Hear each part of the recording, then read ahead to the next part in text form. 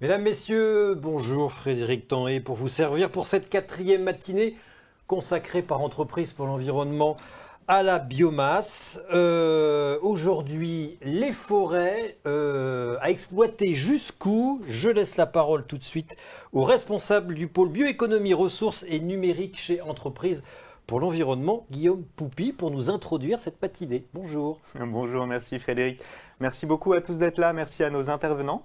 Effectivement, nous sommes au 4e jour de notre série de webinaires sur les questions de la gouvernance, du partage de la biomasse. Pour ceux qui étaient là lundi, on a présenté un peu le sujet, parlé un peu de cette variété des nouveaux usages qu'on demande à la biomasse dans un monde en transformation écologique, énergétique. Mardi, on a parlé de la question des terres, cette question de comment est-ce qu'on préserve cette source de biomasse là où poussent nos forêts, nos terres agricoles. Hier, nous avons fait un focus sur le monde de l'agriculture, savoir comment est-ce qu'on répond à toutes ces nouvelles demandes là encore, des nouvelles de bioénergie, des nouvelles sources de matériaux. Et on demande aussi aux agriculteurs à changer leurs pratiques pour mieux respecter la biodiversité, stocker du carbone, etc. Et aujourd'hui, nous parlons des forêts aussi qui ont ce point commun avec l'agriculture, qu'on leur demande des nouveaux usages. Renforcer le bois énergie, utiliser davantage de matériaux bois de construction, peut-être encore d'autres choses, stocker du carbone évidemment. Et peut-être des différences avec l'agriculture qui sont l'échelle de temps. Là, on parle plutôt en décennies plutôt qu'en années, voire parfois en siècles, si on veut vraiment des forêts matures. Et puis une autre différence, c'est peut-être le rapport affectif qu'on a avec la forêt. On est sans doute plus habitué à avoir des zones agricoles qu'on va venir construire, alors que la forêt, on s'imagine peut-être plus que c'est une zone vierge, sauvage, dans laquelle l'homme aurait vocation à moins intervenir. Voilà, écoutez, merci beaucoup à tous, et puis je laisse Frédéric pour animer ce débat. Merci. Merci Guillaume, vous avez été parfait.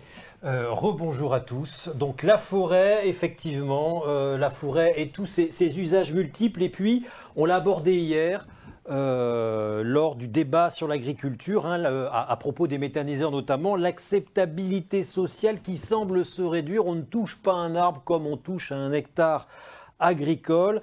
La forêt, dans notre imaginaire collectif, est puissamment enracinée.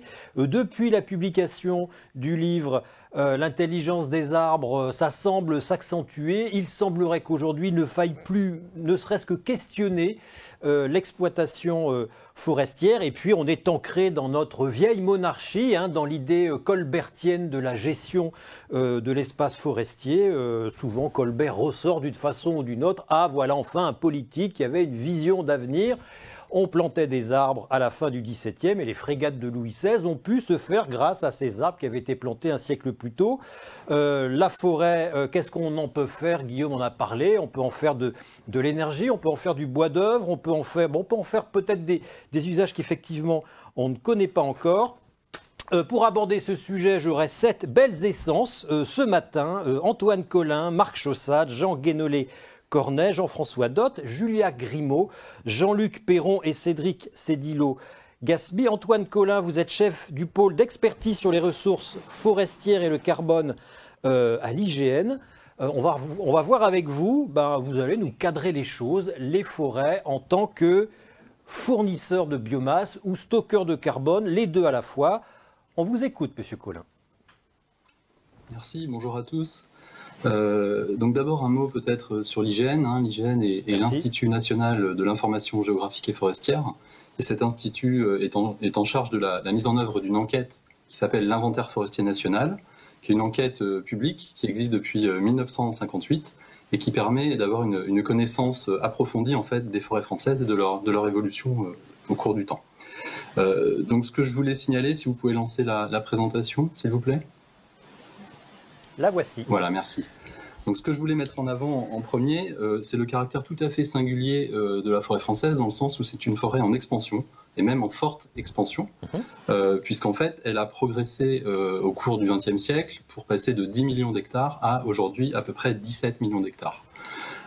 Cette forêt en expansion, elle est liée, en fait, cette expansion est liée à l'évolution de l'usage des terres, et à l'évolution aussi des sources d'énergie qui sont utilisées. On utilise moins de bois, on utilise moins de terres agricoles pour produire les denrées dont nous avons besoin, et donc ça a libéré en fait de l'espace et libérer la pression sur les forêts qui peuvent ainsi s'étendre et se capitaliser. Et ça, c'est le deuxième enseignement apporté par les données de l'inventaire forestier national, c'est la très forte capitalisation qu'on observe dans la forêt française, c'est-à-dire qu'on a de plus en plus de bois par unité de surface.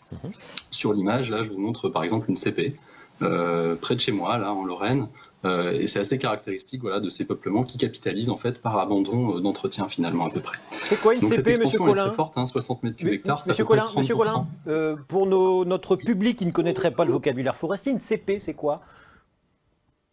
Alors c'est une souche en fait qui a fait l'objet d'une...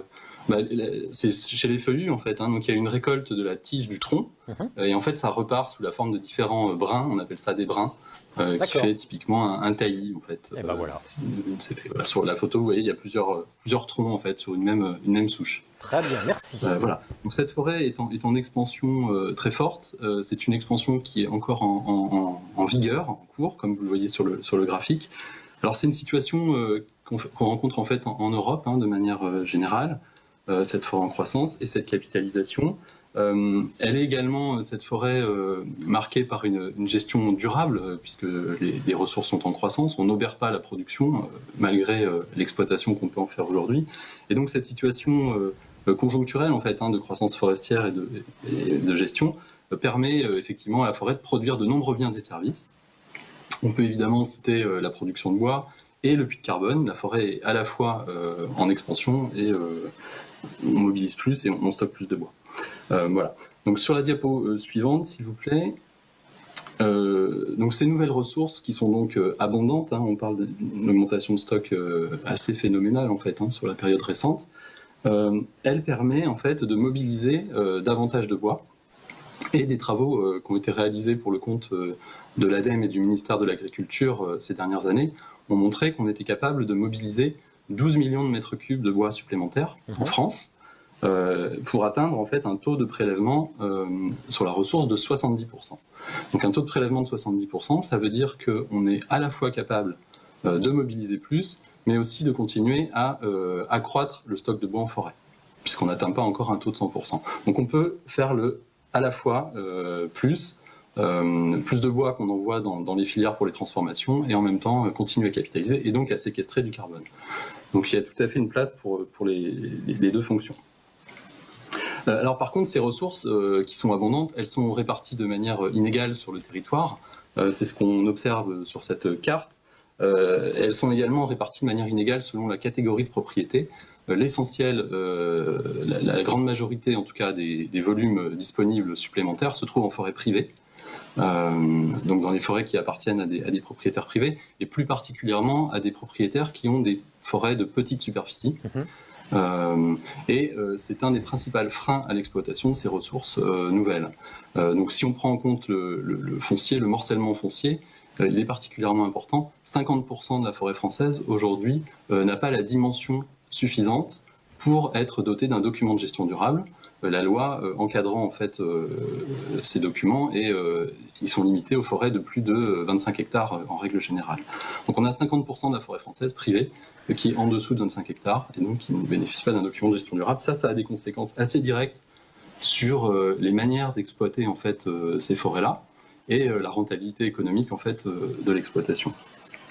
Alors un deuxième frein à l'exploitation que je veux signaler parmi les trois que je pointe ici, c'est la qualité des bois.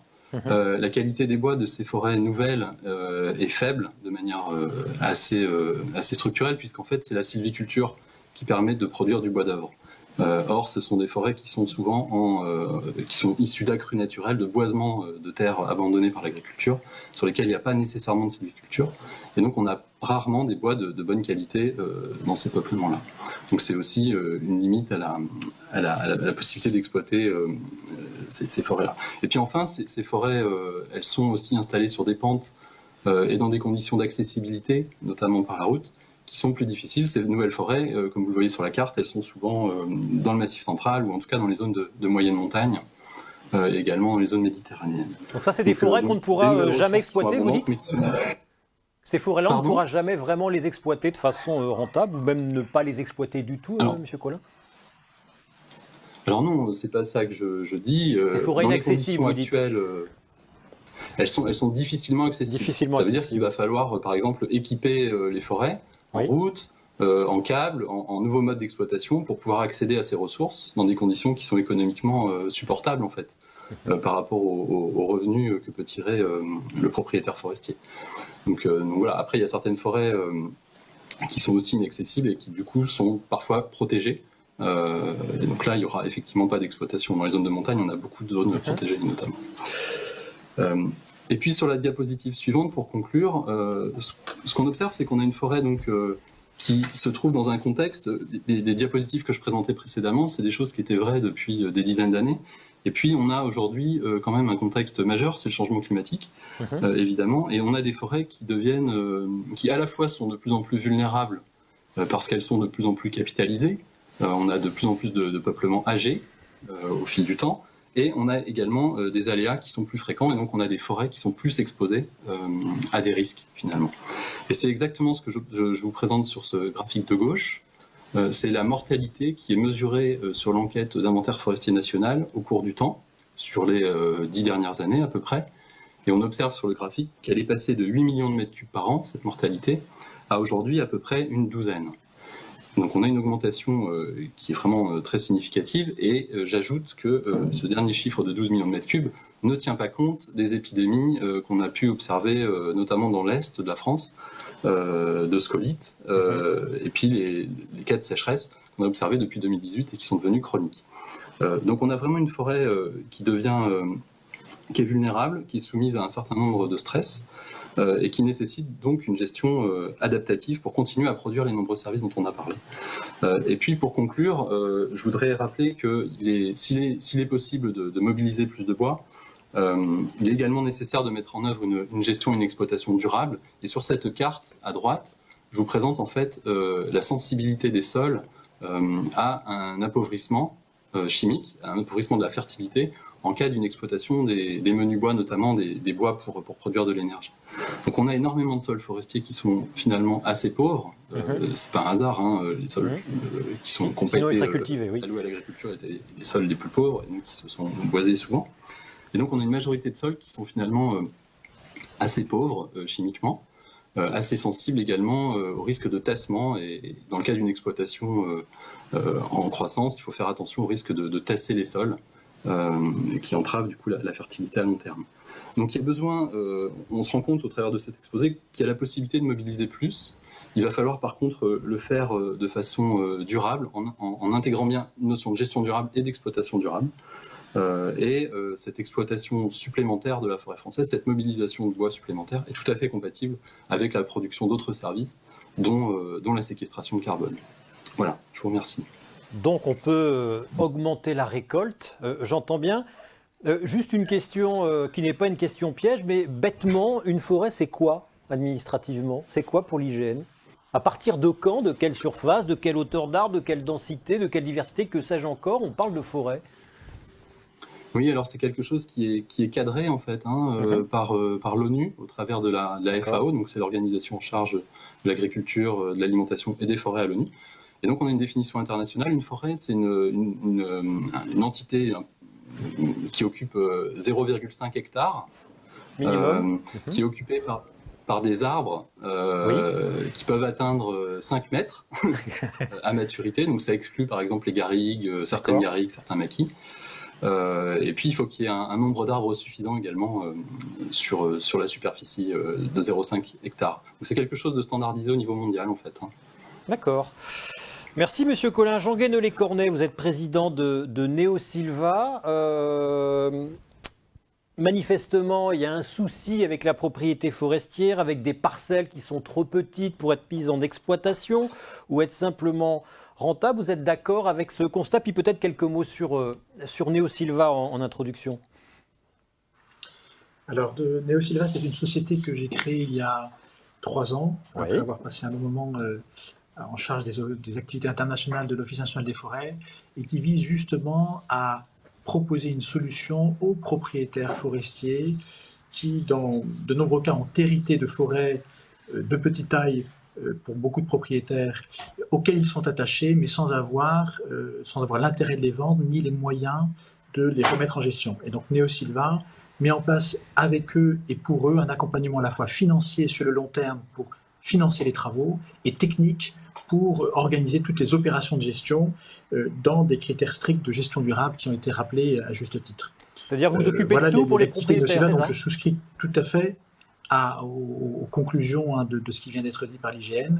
Il y a aujourd'hui, de façon raisonnée, un potentiel de gisement de valeur en matière de biomasse, mais plus largement en matière également en accompagnement de l'adaptation de ces écosystèmes au changement climatique et aux défis de ces changements, qui est tout à fait important, qui n'est pas sans limite, qui doit être raisonné, qui doit tenir compte de la demande de la société qui, elle, évolue aussi, vous l'avez dit en introduction, mais qui est réelle et qui peut se faire au bénéfice des familles propriétaires et d'une bonne gestion du patrimoine.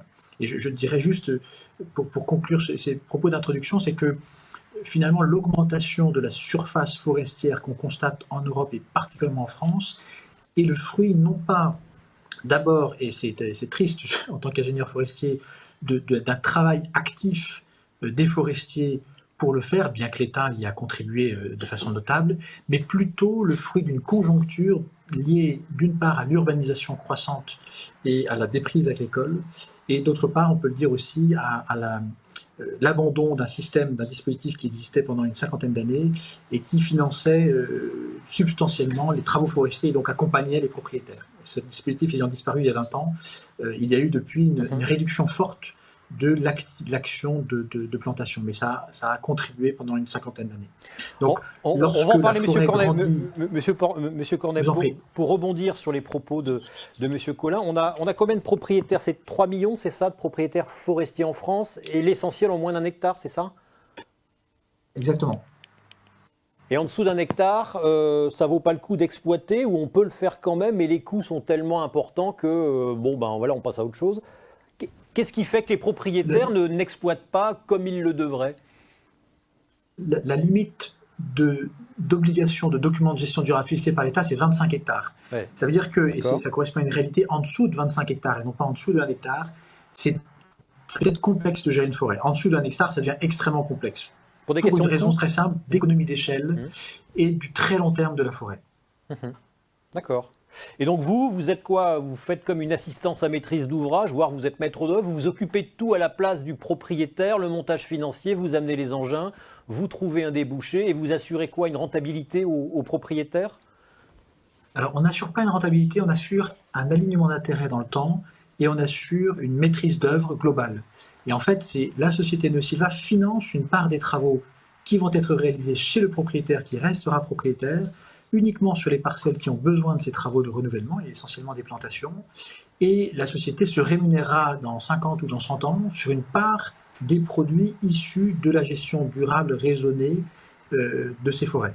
Donc c'est vraiment quelque chose qui permet aux propriétaires non pas de se dire qu'il n'y aura ni tempête ni invasion d'insectes pendant 50 ans, mais de se dire qu'il bénéficiera de l'appui, de l'accompagnement dans le temps d'un professionnel qui, lui, sera en capacité d'abord c'est notre métier de faire de la gestion forestière, et deuxièmement de mutualiser de nombreuses petites parcelles qui, individuellement, n'avaient pas la possibilité de proposer des lots de bois, des tailles de travaux et d'économies d'échelle. Tiens, d'ailleurs, Monsieur Cornet, ça s'assure une forêt en exploitation? Alors, une forêt, ça s'assure, mais moins de 1% de la forêt française est assurée, et aujourd'hui, les assurances restent chères. Je pense que la forêt devrait être plus assurée. Mais pour tout vous dire, avec la tempête de 99, il y a plutôt eu un recul des assureurs, du côté des assureurs, qui, après le cataclysme qu'ils avaient pris, se sont plutôt désengagés de l'assurance forestière qu'autre chose. Donc aujourd'hui, il y a un manque d'assurance forestière, mais qui est lié aussi à ce déficit de gestion de la petite propriété. Donc c'est quelque chose c'est un ensemble de choses. D'accord. Cédric Sédillo-Gaspi, vous êtes adjoint du directeur technique de la Société forestière de la Caisse des dépôts. Vous, justement, des assureurs, vous en avez en portefeuille, si j'ose dire, qui détiennent des grandes surfaces forestières. Vous êtes plutôt grand compte, vous, si je ne m'abuse. Oui, merci. Bonjour. Bonjour et puis merci pour votre invitation. Effectivement, en quelques mots, présenter la Société forestière de la Caisse des dépôts, qui est une filiale privée, notamment de la Caisse des dépôts et de CNP Assurance, qui sont nos actionnaires majoritaires. Alors, rappelez également que tout ceci s'inscrit dans le temps long, puisque notamment à l'origine, dès 1963, la Caisse des dépôts avait été sollicitée par le ministère de l'Agriculture pour répondre à une mission d'intérêt général en investissant en forêt privée afin de constituer et de contribuer à la réduction du déficit commercial bois, qui était à l'époque finalement le deuxième poste déficitaire de la balance commerciale après le pétrole, déjà en 1963. On verra plus tard peut-être aujourd'hui que la situation ne s'est pas forcément améliorée. Dans ce temps long, et donc dès 1965, la Société forestière s'est engagée dans l'accompagnement d'un certain nombre de propriétaires qui sont de deux types. Vous l'indiquiez, à la fois des institutionnels, plutôt des grands comptes, des banques, des assurances, des groupements forestiers, c'est-à-dire des structures qui ont été constituées spécifiquement soit pour des propriétaires particuliers qui investissent dans la forêt, mais dans la forêt plutôt qualifiée de forêt papier. Ils sont associés à une structure qui porte finalement les forêts pour leur compte. Pour des forêts de papier, c'est pas une forêt pour faire du papier. C'est une forêt, c'est un investissement financier. C'est pas une forêt pour faire du papier, c'est de l'investissement financier. Tout à fait, précisons les choses. Et donc, ça constitue environ 2/3 de notre portefeuille en gestion. Et puis, ce qui est souvent peu connu de la part des acteurs forestiers, c'est qu'on travaille également beaucoup pour le compte de propriétaires privés, particuliers, qui nous confient environ 100 000 hectares de forêt en gestion. Donc tout ceci, ça nous amène à gérer environ 300 000 hectares répartis sur 60 départements en France métropolitaine. Avec des propriétés qui font combien d'hectares en moyenne ? Alors, c'est là où vous aviez raison. On est sur des grands comptes. Chaque forêt, chaque massif géré, puisqu'on les individualise, c'est des forêts qui font environ 200 hectares. Mais on a certains propriétaires, notamment institutionnels, qui ont réellement fait de la forêt une classe d'actifs dans leur patrimoine et qui ont investi sur plusieurs dizaines de milliers d'hectares à l'échelle du territoire. On parlait tout à l'heure de la Caisse des dépôts, qui est un de notre actionnaire et qui nous confie la gestion de ses patrimoines. Elle a à peu près environ 60 000 hectares répartis sur une trentaine de départements. D'accord. Donc voilà, cette répartition sur 60 départements, finalement, nous permet aussi d'avoir une vision nationale, globale, et finalement un ressenti direct sur ce qui a été dit tout à l'heure, la nécessité notamment d'adapter la forêt, d'adapter la gestion forestière pour tenir compte du changement climatique. On y arrive. Et tout ça pour permettre à cette forêt de pleinement jouer son rôle d'atténuation qui est tellement souhaité par l'ensemble de la société. Donc ça, c'est un élément que je voulais préciser dès cette introduction. Et puis, quand même souligner, mais ça va être complété tout à l'heure par Julia Grimaud, qui interviendra pour I4C, le fait que la Société forestière, depuis maintenant plus de 10 ans, s'est fortement engagée dans la nécessité de valoriser les aménités forestières, dont le carbone. Et on parlera du rôle de la forêt en matière de séquestration de carbone. Et c'est pour cela notamment que le Club Carbone Forêt-Bois, dont on est membre fondateur, a été créé il y a un peu plus de 10 ans maintenant et qui a permis l'émergence du label bas carbone. Je pense également que ce sera intéressant d'en parler. Ce label bas carbone porté par le ministère de la Transition écologique et qui a été publié fin 2018 et qui permet finalement à des entreprises de s'investir concrètement, de s'engager concrètement pour finalement réduire la composante résiduelle de leur empreinte carbone via des crédits carbone forestiers. Voilà, donc ça c'est une action qui est extrêmement importante et dont on voulait également parler. Eh bien, on en parlera. Merci, Monsieur Collin. J'ai déjà une question Internet posée par notre intervenant d'hier, Bernard Chevassieux, lui complétée par André-Jean Guérin. Comment vous considérez-vous les bois, les boisements qui ne relèvent pas du régime forestier parce qu'ils se trouvent sur des surfaces agricoles ? Voilà une question qui est intéressante. Alors effectivement, c'est une question importante. En fait, on a à l'inventaire forestier national, enfin de manière générale, les chiffres que je vous annonçais concernent l'ensemble des superficies boisées avec la définition que je vous ai donnée, qui est une définition finalement physique. Mais il y a une deuxième notion qui concerne en fait l'utilisation du sol. Et on peut très bien avoir effectivement des forêts qui répondent donc aux critères que j'ai mentionnés précédemment, des forêts qui ne sont pas à usage forestier en fait. Typiquement, ça va être des forêts de parcs de châteaux, les forêts, les bois parisiens, le parc de la Pépinière à Nancy par exemple. C'est des forêts urbaines.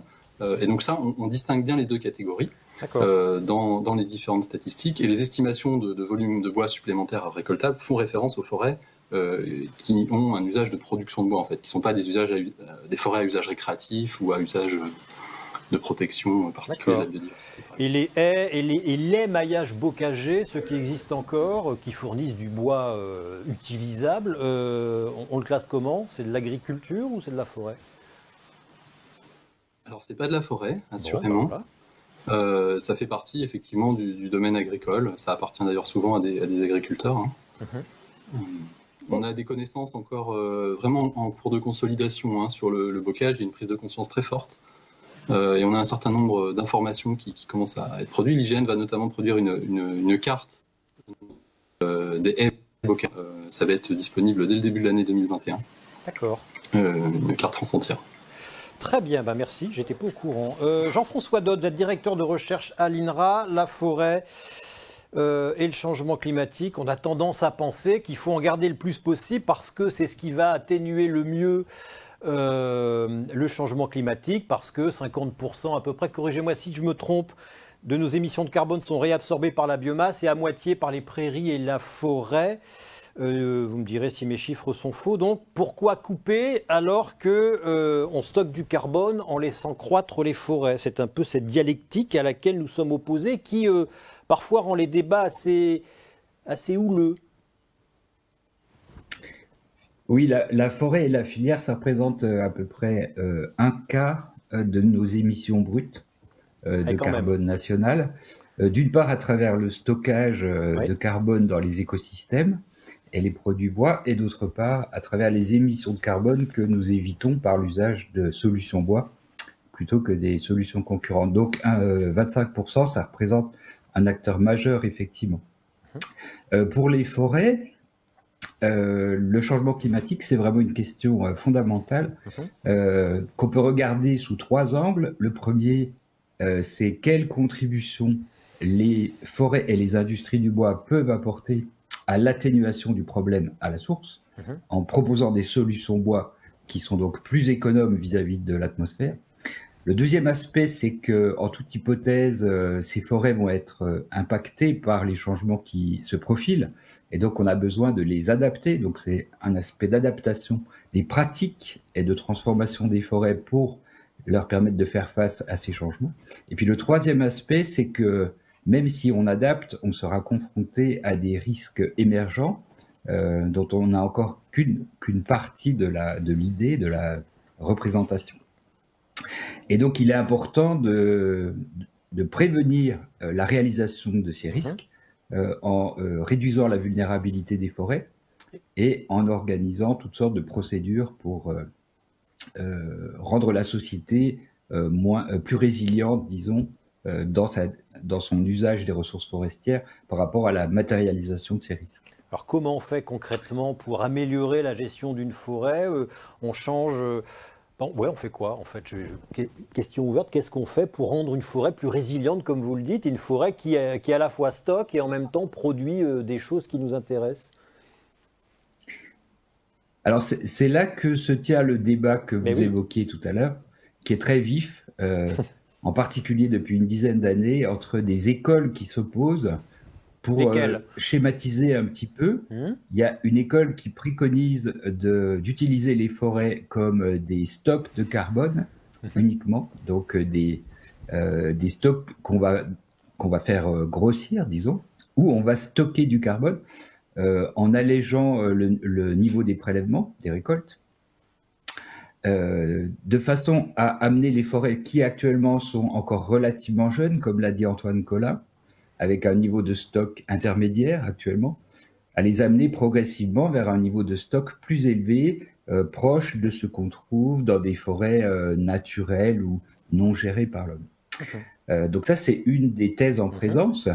La thèse que moi je défends personnellement est différente. Elle consiste à maintenir les forêts à des niveaux de stock intermédiaires, par une pratique généralisée de la gestion durable qui consiste à aménager les forêts, à les équiper, à y réaliser des coupes, des travaux, et puis un niveau de chasse cohérent avec le renouvellement des parcelles dans des conditions économiques supportables, comme c'est inscrit dans la loi.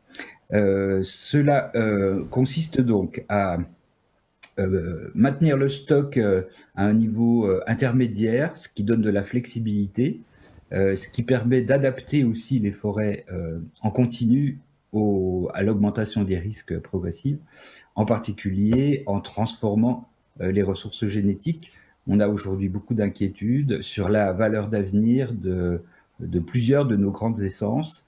Et dans une étude récente coordonnée par l'INRA et d'autres organismes spécialisés en France, on a mesuré que nos forêts étaient actuellement assez vulnérables, notamment vis-à-vis de l'émergence de grandes maladies ou de l'augmentation des risques liés aux insectes ravageurs d'incendie.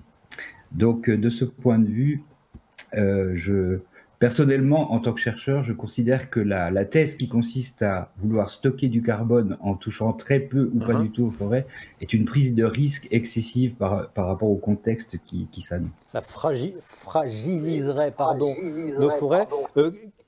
Question toute bête, très technique. Une forêt absorbe plus de carbone qu'elle n'en émet jusqu'à quel âge?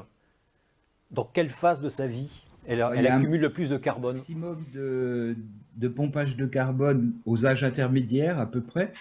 Lorsque les arbres vieillissent, ils continuent à pousser individuellement, mais il y a de moins en moins d'arbres sur la surface considérée. Et donc on peut dire que c'est aux âges intermédiaires que les forêts sont les plus efficaces. C'est quoi les âges intermédiaires? C'est combien? Pour des chênes, par exemple, qu'on exploite actuellement aux alentours de 200 ans, on peut dire que c'est entre 70 et 120 ans que ces forêts sont les pompes à carbone les plus efficaces. D'accord. Donc, il faudrait éviter de couper en dessous de 70 à 120 ans, quoi. Alors après, ça, c'est un calcul qui doit se faire en tenant compte des risques émergents, de ce qu'on peut anticiper sur l'émergence des risques.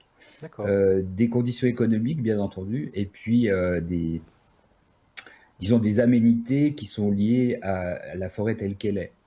Il faut avoir conscience que si on devait, ce que moi je recommande, si on devait raccourcir fortement les révolutions, c'est-à-dire la durée de vie pendant laquelle on laisse une parcelle grandir, ça supposerait une augmentation très forte du niveau d'exploitation, de la rapidité du cycle de renouvellement des forêts. Et ça, on mesure dans pas mal de régions que ça provoque des conflits d'usage et des conflits qui sont parfois assez durs. On le voit notamment en région parisienne, mais c'est pas le seul cas. Non, j'ai l'exemple de la forêt de Valbonne, au nord d'Uzès, où il y a un vrai bon conflit. Et puis l'autre conflit pour l'alimentation de l'ancienne usine thermique à charbon de je ne sais plus où. J'ai perdu le nom de l'usine à charbon dans le sud de la France. Ça va me revenir, qui est censée être reconvertie en usine. Pardon ? C'est Gardanne. Eh ben voilà, Gardanne. On en reparlera tout à l'heure. Merci. Jean-Luc Perron, vous êtes ingénieur général honoraire des ponts, des eaux et des forêts, directeur du GIP Ecofort. C'est quoi le GIP Ecofort, monsieur Perron?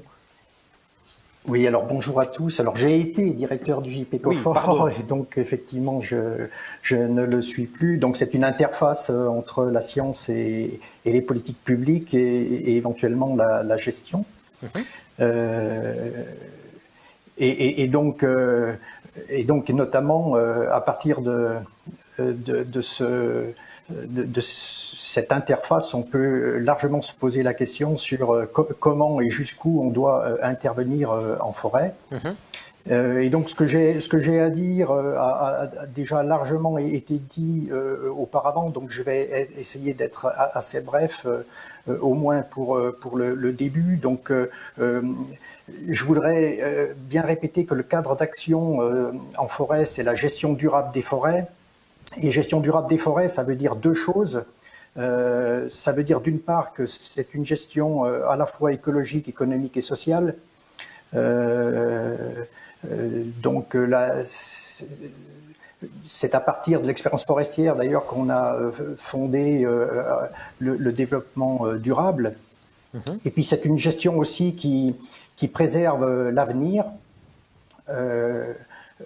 donc qui sait ce qu'on peut exploiter aujourd'hui pour garder des bois exploitables demain notamment, et puis qui doit savoir aussi prévenir les risques, puisque dans une gestion forestière on engage l'avenir sur de l'ordre du siècle, et donc si on rate quelque chose, eh bien on ne pourra le retrouver qu'un siècle plus tard. Alors, juste pour insister sur le premier de ces deux points là, c'est-à-dire le fait que la gestion soit à la fois écologique, économique et sociale, on pourrait dire aussi qu'elle préserve des services services écosystémiques de régulation, d'approvisionnement ou socioculturel, pour le dire dans un langage plus moderne. C'est très important d'insister là-dessus, et c'est peut-être trivial de le dire, mais chacun d'entre nous, intéressé par la forêt, voit souvent la forêt sous un seul angle.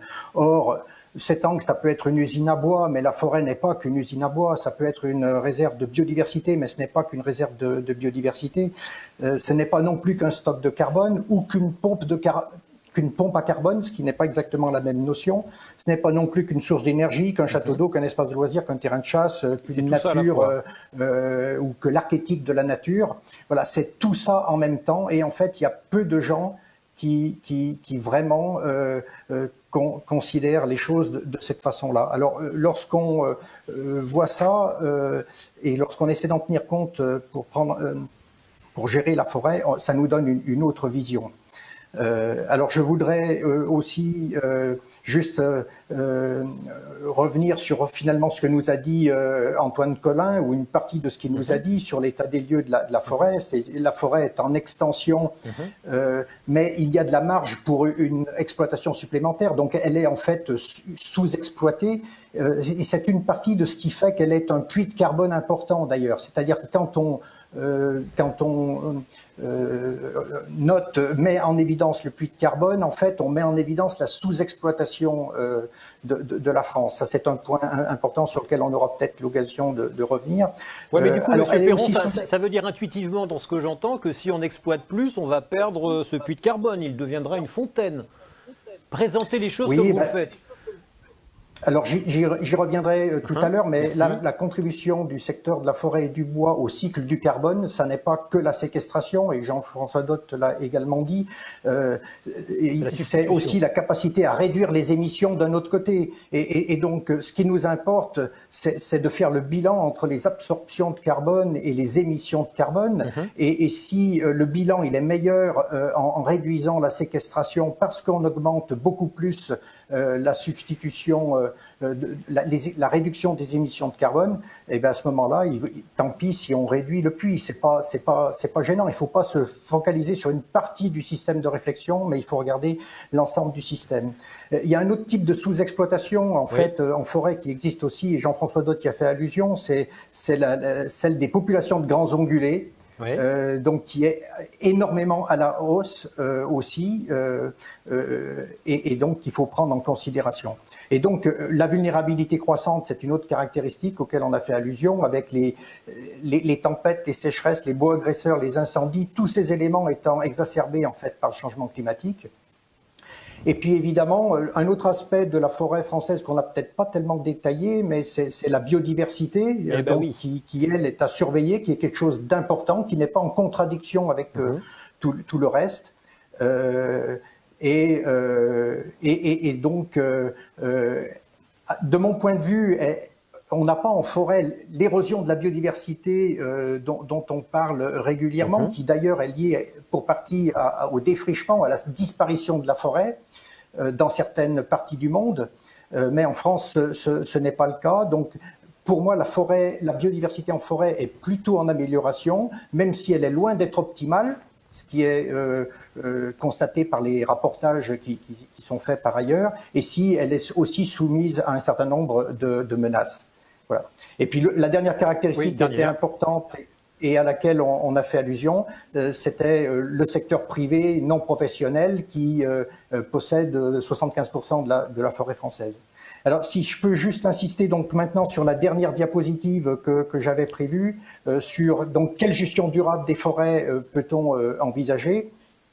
Alors, mon point de vue, c'est que le point numéro 1, c'est l'adaptation des forêts au changement climatique. Si on n'adapte pas la forêt au changement climatique, on n'aura pas non plus d'atténuation du changement climatique, on n'aura pas non plus tous les services écosystémiques qu'on attend d'elle. Et donc, de mon point de vue, compte tenu de la durée des cycles forestiers, il est déjà tard pour commencer à s'adapter. On a déjà du retard. Donc il faudrait penser à ça encore beaucoup plus fortement que l'on le fait et mettre des moyens supplémentaires sur cette question-là avant qu'il ne soit encore plus tard. Donc ça veut dire qu'il faut notamment planifier l'exploitation des peuplements vulnérables et on ne réfléchit pas beaucoup là-dessus. Il faut évidemment s'appuyer sur l'écologie et la biodiversité et globalement il faut favoriser des essences diverses, tout le monde est d'accord là-dessus, adaptées, tout le monde sera d'accord aussi, et qui soient exploitables dans des délais raisonnables, surtout si le changement climatique est très intense et donc très rapide par rapport à la croissance des essences forestières. Alors, pour arriver à faire cette adaptation des forêts au changement climatique, eh bien, il faut forcément promouvoir une biodiversité circulaire, durable et performante, parce que si on ne coupe pas d'arbres, on n'arrivera pas à s'adapter, on ne changera pas la forêt française, on la fera vieillir, mais on ne la changera pas, on ne la mettra pas, on ne l'adaptera pas au changement climatique. Et cette bioéconomie circulaire et durable, eh bien, c'est de donner une priorité aux matériaux bois, notamment parce que on va pouvoir réduire les émissions de gaz à effet de serre en substituant du bois à d'autres matériaux et c'est là qu'on a un effet maximal. Je dirais au passage d'ailleurs que lorsqu'on donne une priorité aux matériaux bois, peut-être qu'on n'augmente pas la quantité d'énergie renouvelable produite, en tous les cas directement, mais qu'on réduit les consommations d'énergie et donc finalement on augmente le ratio entre les énergies renouvelables et la consommation énergétique. Monsieur Perron, je vous coupe. Oui. Je vous coupe. Gardez-en pour la suite, parce que je sens que vous êtes sur votre lancée, vous êtes passionné et passionné. Là, j'ai terminé, j'avais quasiment terminé. Ah bah alors allez-y. Bon. Donc si on peut remettre la diapositive, peut-être ça ira peut-être plus vite. Donc du coup, priorité aux matériaux bois. L'utilisation énergétique, elle est complémentaire. Donc on peut brûler le bois à tout moment et autant le brûler le plus tard possible. En fait, donc après qu'il ait eu d'autres utilisations intéressantes. Donc l'atténuation du changement climatique, en fait, elle découle de ce que j'ai dit avant, c'est-à-dire de l'adaptation au changement climatique et de la promotion d'une bioéconomie circulaire. Et puis pour réussir tout ceci, finalement, on a besoin aussi de paiements pour services environnementaux, dont il a été question hier et dont il a été aussi question aujourd'hui, notamment pour réconcilier les intérêts privés et publics. Donc voilà, c'était tout ce que je voulais dire à ce stade-là. Merci. Julia Grimaud, vous êtes chef de projet forêt, agriculture et climat chez I4CE. L'ai-je bien dit? Vous me le direz dans 10 secondes. On voit bien que tout repose sur un... J'ai employé le mot de pari. Alors certes, on va déstocker en coupant, voire en brûlant, mais en même temps, les usages que l'on va conférer au bois que l'on aura coupé permettront une substitution d'autres usages qui sont émetteurs de carbone. Est-ce que tout ça est vérifié expérimentalement ou est-ce qu'on est sur des modèles théoriques validés vous en pensez quoi? Déjà, I4CE, qu'est-ce qui se cache derrière ce mystérieux acronyme que j'ai sans doute très mal prononcé? Non, ça marche bien. Donc, merci, bonjour et merci. Grimaud, donc, merci. Ça peut être I4CE ou I4CE, on va dire que les deux prononciations sont autorisées. Donc, c'est l'Institut de l'économie pour le climat. En fait, on est donc ça s'appelle un think tank, donc une association à but non lucratif à vocation d'intérêt général qui, grosso modo, produit de l'expertise. Donc, on fait en gros de la recherche appliquée. Et notre objectif, c'est de produire Donc voilà, de l'expertise à destination des décideurs, donc qu'ils soient publics ou privés, sur toutes les questions plutôt économiques et financières qui vont être liées au climat, à la transition écologique. Et donc c'est vrai que plus spécifiquement, on a donc des activités donc sur l'agriculture et la forêt, avec du coup un angle à la fois un petit peu d'analyse des politiques publiques et d'analyse des outils économiques et financiers. Et peut-être juste donc pour un petit topo général, comme l'a évoqué Cédric tout à l'heure, on anime du coup un réseau en fait d'acteurs depuis une dizaine d'années qui s'appelle le Club Carbone Forêt Bois, et du coup qui rassemble une partie de la recherche académique, enfin de la recherche du coup académique, des chercheurs, des ministères, des acteurs de la filière, des entreprises, etc. Et l'objectif, c'est justement de discuter un petit peu de toutes ces questions-là, donc avec un volet un petit peu vulgarisation scientifique, avec un volet analyse des politiques publiques et avec un volet économique, où là, comme l'a évoqué aussi Cédric, on en reparlera peut-être après, on a pas mal travaillé sur tout ce qui est justement comment on donne des incitations aux propriétaires et aux gestionnaires pour justement mettre en place des actions en forêt qui vont être climat compatibles ou qui vont permettre d'améliorer la séquestration du carbone et où on va dire la réduction des émissions, donc via l'usage des produits bois. Et donc effectivement, par rapport à plus spécifiquement à votre question, c'est vrai que du point de vue donc du coup climatique, la forêt, on lui demande un peu de choses, on va dire pas contradictoires, mais en tout cas où il nécessite un arbitrage qui vont être à la fois d'augmenter les puits. Donc effectivement, là on parle plutôt d'ailleurs des flux que des stocks, donc le carbone supplémentaire qui va être séquestré chaque année par les écosystèmes et qui doivent in fine contrebalancer nos émissions résiduelles. Donc c'est l'objectif de neutralité carbone que la France s'est donné donc pour 2050. Et d'un autre côté, il faut effectivement produire, on va dire, des produits bois qui vont venir décarboner les autres secteurs économiques, donc notamment le bâtiment, l'énergie. Et là-dessus, on a des études, on va dire là macro, qui ont été faites par l'INRAE, notamment Jean-François Dott et l'IGN, Antoine Collin, qui montrent justement que plus on va prélever de bois, plus effectivement on va réduire le puits forestier, mais plus on va maximiser donc ces effets de stockage dans les produits et d'effets de substitution. Et qu'en fait, toute la question va être de trouver un arbitrage, on va dire, qui permette d'équilibrer un petit peu, ou en tout cas de se mettre d'accord sur ce qu'on veut, quel équilibrage on veut trouver, et aussi dans quel horizon de temps. Donc ça, c'est un point aussi, je pense, qui est assez important, c'est que ce qu'on regarde, en tout cas, il y a les horizons de temps forestiers qui sont, comme ça l'a été évoqué, de plusieurs dizaines d'années, voire même plus de 100 ans, pour certaines essences, et à côté de ça, on a l'horizon de temps des politiques climatiques qui nous disent neutralité carbone en 2050. Donc en fait, tout ça, c'est finalement aussi un arbitrage à faire, alors à l'échelle macro, donc au niveau de la France, au niveau de la stratégie nationale bas carbone, par exemple, des politiques publiques qui vont fixer un niveau de prélèvement et se dire, est-ce qu'on veut effectivement maximiser un peu plus le puits, étant donné en tenant compte des risques qui ont été évoqués. Est-ce qu'on a besoin effectivement du bois dans des proportions beaucoup plus importantes pour décarboner les autres secteurs? Et si c'est le cas, et que du coup on a une baisse, on maximise, on va dire, le volet produit, substitution, et qu'on a une baisse du puits forestier, dans ce cas, ça veut dire ajuster aussi les objectifs climatiques pour les autres secteurs. Donc il y a une décision, on va dire, au niveau des politiques publiques. Et après, il y a une décision à l'échelle plutôt de la parcelle, là, du gestionnaire, du propriétaire. Donc qu'est-ce que je fais dans ma forêt? Et quel impact, en fait, mon action sylvicole à l'échelle de ma parcelle va avoir en termes de climat?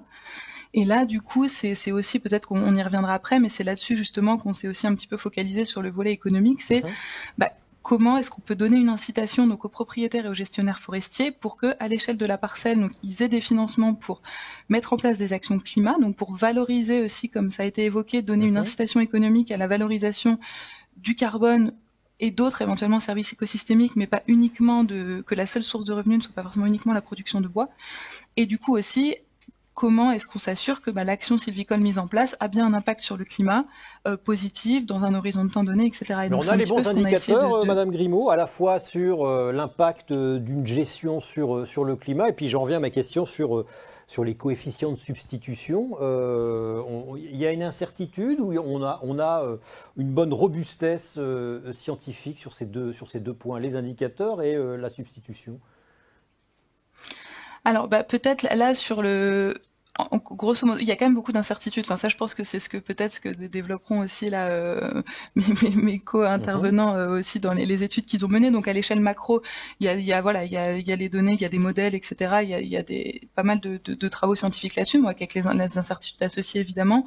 Au niveau de la parcelle, pour l'instant, ce qu'on regarde en tout cas dans le cadre d'outils, par exemple comme le label bas carbone, c'est on se base sur des tables de production en fait. Donc c'est des documents, on va dire, issus de la littérature qui donnent la croissance des arbres en fonction des essences, des classes de fertilité, etc. Mais ça reste théorique. Effectivement, on n'a pas de tour à flux dans les forêts pour mesurer les flux de carbone. On n'a pas forcément de mesures sur site. Donc, on est quand même là-dessus aussi sur des choses, on va dire, théoriques. Et effectivement, les incertitudes qu'on a là sur cette question aussi effectivement de curseurs à placer entre volet puits, volet produit, c'est comme ça a été dit sur l'impact du changement climatique sur les forêts, finalement en quoi le puits forestier, que ce soit en France, en Europe et dans le monde, va être impacté par le climat. Et pour l'instant, à l'échelle en tout cas internationale, on a des modélisations qui vont un peu dans tous les sens. On a des impacts très négatifs, on a des impacts qui sont préjugés plus positifs parce qu'on a un effet aussi de fertilisation par le CO2, donc la présence de CO2 va doper la croissance des arbres.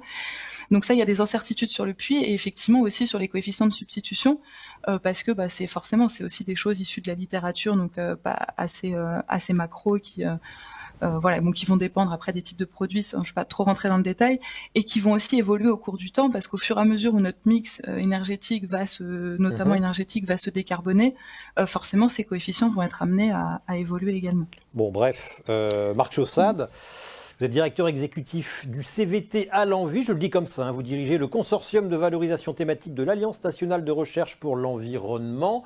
On va dire que c'est un consortium de labos de recherche d'universités. À entendre les autres, vos co-intervenants, c'est pas simple de gouverner une gestion forestière, d'autant plus qu'il y a un aspect social important qui était un peu évoqué. J'ai entendu les mots chasse et ongulé.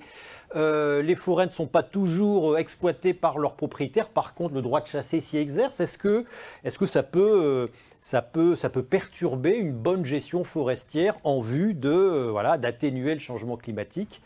Vous travaillez là-dessus, Monsieur Chaussade? Oui, bonjour. Difficile de passer après tous ces intervenants qui ont dit des tas de choses vraiment très intéressantes. Peut-être un mot quand même sur à l'Envie, c'est une structure qui est une grande chance pour la France. C'est l'Alliance de la recherche publique française pour l'environnement. Elle rassemble toute la recherche publique, donc il y a 20 000 chercheurs dans l'Alliance. Tous les organismes INRAE et IGN font partie par exemple d'Alenvie, et ça permet de la concertation entre les chercheurs, de l'expertise, de la prospective et de l'innovation, et au CVT à l'Envie. Donc, on est une structure d'intelligence économique qui est au sein de l'Alliance à l'Envie, et on s'intéresse donc à l'innovation, donc à la façon dont ces recherches débouchent sur un certain nombre d'innovations. Je vais répondre à votre question, mais en entendant tout ce panel, je me suis dit le titre de l'EPE, de cette semaine EPE, la ruée vers l'or vert. On n'avait pas l'impression que c'était une ruée et que c'était pas forcément un or vert. Et du coup, on se demande un petit peu, quelle économie de la biomasse, et aujourd'hui, pour la forêt plus particulièrement, quelle économie. Il a été évoqué plusieurs fois, effectivement, que la forêt, elle sert à de multiples usages et que on stocke plus de bois qu'on en prélève. Et on s'est interrogé, mes prédécesseurs se sont interrogés sur les raisons. Donc, je vais pas revenir dessus. Il me semble quand même que dans les usages de la forêt, il y a des usages comme la chasse qui apportent un revenu aux propriétaires forestiers et qui finalement est un petit peu contradictoire avec l'exploitation forestière, parce que finalement ça apporte un revenu avec peut-être un peu moins de soucis que peut faire une gestion forestière. Et je salue vraiment l'action de Neosilva pour aider les propriétaires à simplifier leur gestion forestière. Mais on voit bien quand même que les usages de loisirs, et ça a été évoqué aussi sur l'intensification des usages, les usages de loisirs peuvent s'opposer finalement à une plus grande exploitation forestière. C'est pas la seule chose. On voit bien que les revenus qui sont générés par la forêt sont pas tout à fait suffisants. Et alors si je suis ici aujourd'hui, c'est parce qu'on s'est intéressé depuis plusieurs années, dans le cadre des études que nous menons, à la valorisation du bois dans d'autres usages que les usages de bois matériaux, donc notamment les usages de biomasse pour la chimie. Et il y a eu beaucoup de travaux de recherche, beaucoup de développement, beaucoup d'innovation. Il y a encore beaucoup de choses à faire parce que on voit que c'est toujours pas l'or vert, que finalement les revenus les revenus qui peuvent être tirés de cette valorisation de la biomasse sont pas encore au rendez-vous, peut-être parce que les applications, les résultats obtenus sont pas suffisants. Donc il y a du travail à faire là-dessus, et voilà. Si on veut développer plus cet usage-là pour typiquement remplacer le pétrole dans des usages de la bioéconomie, on voit qu'il va falloir quand même résoudre les problèmes de conflits d'usage avec un peu la biodiversité, mais probablement surtout avec les loisirs, la chasse, la représentation qu'on peut avoir de la forêt. Et Monsieur Dott l'exprimait très bien, augmenter les rotations de la forêt, ça va conduire à des conflits avec des oppositions croissantes des populations locales. C'est vrai, population qui imagine très bien, qui trouve sans doute comme d'une certaine noblesse de transformer un chêne en charpente, mais imagine mal transformer une forêt, ou avoir l'impression qu'on va transformer une forêt en kilowattheure ou en carburant ou en produits chimiques. Il y a quand même un imaginaire sur lequel l'exploitation de la forêt bute. Oui, exactement. Et il me semble qu'il va falloir qu'il y ait des travaux aussi là-dessus, sur la façon dont on représente les usages de la forêt, notamment, vous disiez, sur des bioplastiques, sur des produits. Il y aura aussi un travail à faire quand même sur l'économie, parce que je vois tous les projets que j'ai regardés, à un moment, on bute quand même sur le prix de revient des matériaux biosourcés par rapport à des matériaux pétrosourcés. Et donc, j'ai pas la réponse, j'ai plutôt la question. Mais il me semble qu'il faut quand même travailler dessus. Comment est-ce qu'on abaisse le prix de revient d'une part des matériaux biosourcés et d'autre part, comment on rémunère mieux ceux qui ont fait pousser les arbres, qui sont propriétaires de la forêt, pour que réellement la ruée vers l'envers devienne une ruée et non pas quelque part. C'est un peu paradoxal, quoi. On doit payer les gens pour aller exploiter le fameux or vert, voilà. Comme le disait Madame Grimaud là, à l'instant. Je reprends votre question et je la pose à tous. Est-ce que finalement il y a le modèle économique, pour employer un bien grand mot, le modèle économique est là pour exploiter la forêt?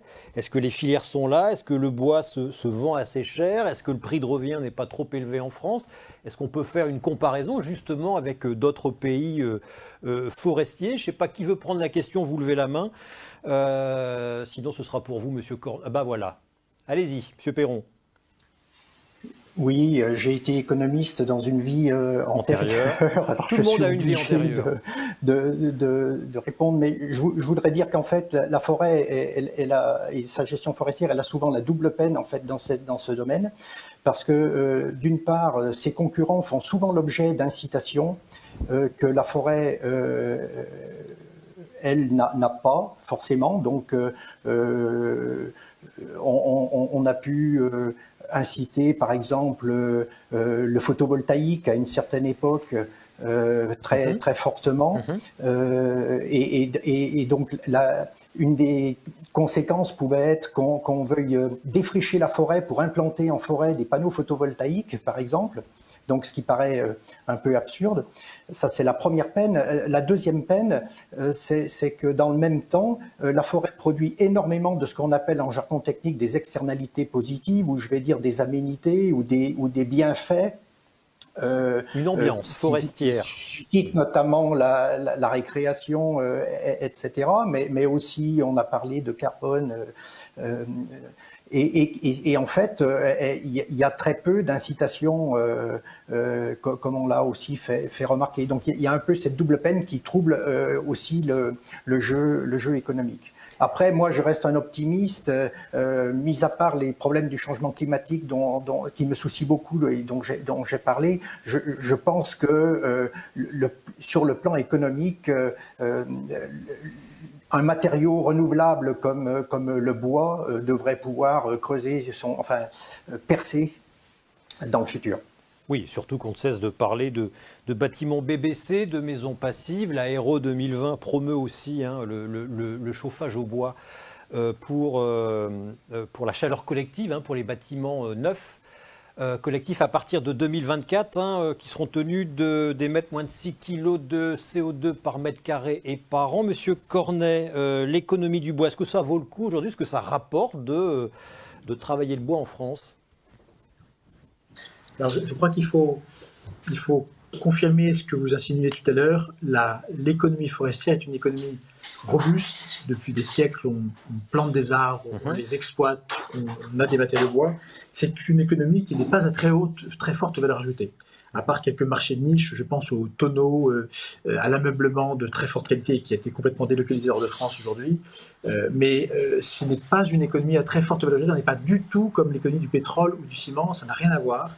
Par contre, ce sont des filières économiques qui sont structurellement ancrées sur les territoires et très créateurs de valeur sur le long terme. Et c'est pour ça d'ailleurs que beaucoup de pays et de politiques publiques dans de nombreux pays ont incité, travaillé pour le développement de patrimoine forestier parce qu'ils étaient dans de filières économiques durables, résilientes et très créatrices de valeur et non délocalisables. Quel pays, par exemple ? Je voudrais juste revenir sur un point, excusez-moi, qui un peu en marge de la question que vous me posez. Je crois que dans toutes ces discussions qu'on a eues, on voit bien qu'il y a un débat de société sur le bon degré d'usage des forêts. Absolument. Mais je voudrais surtout ne pas créer une sorte de dialectique d'opposition entre ceux qui veulent faire du bois et ceux qui veulent protéger la forêt au détriment de l'économie. Je crois qu'il y a une vraie histoire en France, notamment dans les forêts domaniales, qui sont des très belles vitrines de la forêt française, une capacité à concilier différents usages sans les opposer. On parlait, et on est tous d'accord là-dessus, et d'ailleurs tous les partis sont d'accord pour dire qu'il faut aujourd'hui adapter la forêt au changement climatique, mais l'adaptation à la forêt au changement climatique, concrètement, comment on fait ? Ça consiste à exploiter les arbres qui ne sont plus adaptés et en planter d'autres. Et donc, adapter la forêt au changement climatique n'est pas compatible avec la conservation en l'état de toutes nos forêt. Et je me suis toujours rendu compte que lorsqu'on se rapprochait de la parcelle forestière, qu'on sortait du stratosphérique et qu'on allait sur le terrain, finalement, autour d'une situation concrète, les modalités d'intervention sont infiniment plus consensuelles que dans les grands chiffres. D'accord, merci. Je ne m'attendais pas à la chute de votre phrase. Monsieur Cédillo Gasby, je vous repose la même question. D'un point de vue économique, qu'est-ce qui ferait que l'exploitation d'une forêt serait plus rentable, qu'on soit plus incité à le faire ? Quels outils on peut mettre en place ? Bien, mais merci également. Alors je rejoins complètement ce qui vient d'être dit là par Tant mieux. Le précédent intervenant. On est sur une économie qui reste robuste, qui reste de long terme et qui apporte satisfaction, y compris, et je le disais tout à l'heure, on représente un certain nombre d'investisseurs et on est capable de démontrer sur le long terme, sur le très long terme, que l'économie de la forêt reste une valeur sûre. Alors, elle rencontre aujourd'hui un certain nombre de risques, et on le disait tout à l'heure, mais ces risques, on est capable de les maîtriser pour partie et d'adapter la forêt. Ça a été dit tout à l'heure. Et plusieurs intervenants parlaient de recherche, parlaient de gestion, mais il faut aussi souligner qu'il y a un certain nombre d'acteurs qui essayent de concilier recherche et gestion, c'est-à-dire qui font le tri, pour ainsi dire, entre les éléments issus de la recherche et qui regardent dans quelle manière elle peut être transposée directement auprès de praticiens que je représente par exemple aujourd'hui. Je cite le RMT A-Force, le réseau mixte technologique A-Force, qui est porté par le CNPF, le Centre national de la propriété forestière, qui rassemble depuis une dizaine d'années justement un certain nombre de structures qui sont à la fois des chercheurs, l'INRAE aujourd'hui présente, l'IFN évidemment, et d'autres structures, mais qui rassemblent également des gestionnaires, et on se penche sur les sujets de l'adaptation, et on regarde ce qui peut être transposé. Et on en déduit des choses extrêmement pratiques et pragmatiques. Sur le terrain, à nouveau, je rejoins ce qui vient d'être dit, sur le terrain, face à notre parcelle, face à une plantation qui existe, ou qu'on doit installer, parce que la décision se prend aujourd'hui pour les 50 ans, les 100 ans, les 150 ans à venir. Aujourd'hui, on subit des crises importantes dans le Grand Est, avec un épicéa qui n'était plus en station, qui n'était plus adapté. C'est des choses qui étaient connues depuis maintenant de longues années. Nous, à la Société forestière, j'ai été recruté dans cette structure d'ailleurs pour mettre en place un certain nombre de directives tenant compte du changement climatique. Comment adapter la forêt au changement climatique ? Et dès 2003, 2005, 2006, on a pris des décisions fermes et très fortes, s'appuyant sur les résultats de la recherche. À ce titre, par exemple, les épicéas, qui aujourd'hui ont subi de telles pertes dans le Grand Est, avaient été diagnostiqués comme étant hors station, c'est-à-dire n'étant plus adaptés au contexte dans lequel ils avaient été installés. Le climat a changé, les effets de compensation liées à la pluviométrie bien répartie dans le temps avaient disparu ou étaient sur le point de disparaître. Et nous, dès 2003, à titre d'illustration, on s'est strictement interdit, pour le compte de nos propriétaires, de replanter des épicéas sur un certain nombre de territoires, et ces territoires étant extrêmement larges. Donc ça fait depuis maintenant plus de 15 ans qu'on a pris des mesures concrètes qui font que les propriétaires que nous avons en gestion n'ont pas été exposés à ce risque qui avait à nouveau été identifié. Donc moi je voulais également souligner le fait que la valeur forestière, que le fait que sur le long terme, on soit capable de maintenir un rendement et des éléments tout à fait factuels pour des investisseurs, eh bien ça passe aussi par la valorisation de la recherche et ça passe par le fait qu'un professionnel soit capable d'intégrer ces éléments de la recherche pour les traduire concrètement sur le terrain. Bon, l'épicéa, donc vous avez dit non, mais vous avez dit oui à quoi à la place ? Eh bien, écoutez, c'est toute la question. C'est toute la question, c'est-à-dire que le vrai sujet, il faut être tout à fait objectif. On n'a pas un panel et on n'a pas un choix d'essence tout à fait exorbitant. Plein d'organismes travaillent. Un nouvel outil va sortir prochainement qui s'appelle Climessence. À nouveau, il y a un regroupement de structures qui ont beaucoup travaillé ces dernières années sur l'analyse de ce qu'on appelle l'autécologie des essences forestières, c'est-à-dire en gros, chaque essence, quel est le contexte stationnel, c'est-à-dire le sol, le climat dans lequel il va se développer au mieux, et puis ces éléments, eh bien, nous sont restitués aujourd'hui aux gestionnaires et on doit les intégrer pour intégrer de la diversité, prendre des essences qui aujourd'hui, par exemple, sont un petit peu plus adaptées dans des contextes plus méridionaux, les faire remonter de façon certes artificielle, mais les faire remonter sur des territoires où aujourd'hui on n'aurait pas pensé à les installer. Voilà, c'est de l'adaptation, c'est quelque chose de proactif qui nécessite l'action du gestionnaire, qui nécessite l'action du forestier et qui passe par une phase d'intervention efficiente. Monsieur Dott, effectivement, en considérant que le changement climatique, c'est comme si la France descendait vers le sud, qu'est-ce qu'on fait ? On attend que le changement climatique nous pousse les espèces du sud, les essences du sud vers le nord, ou au contraire, comme ça vient d'être suggéré, on va prendre un peu de ce qui se trouve au sud et on va le planter, au nord. Et puis, est-ce qu'on a le droit de le faire, tout simplement, réglementairement ? Alors, je réponds à la question tout en donnant un petit avis sur la question précédente sur l'économie. C'est gentil. Je vais recommencer par répondre à ma question. Je crois qu'on a intérêt à éviter que les risques se réalisent. Oui. Et par rapport au changement climatique et à l'adaptation, il y a 3 attitudes. L'attitude passive où on laisse faire, l'attitude réactive où on attend que les dommages se réalisent pour décider de faire quelque chose, et l'attitude proactive qu'a évoquée à l'instant Cédric, où on anticipe et on fait les choses par avance.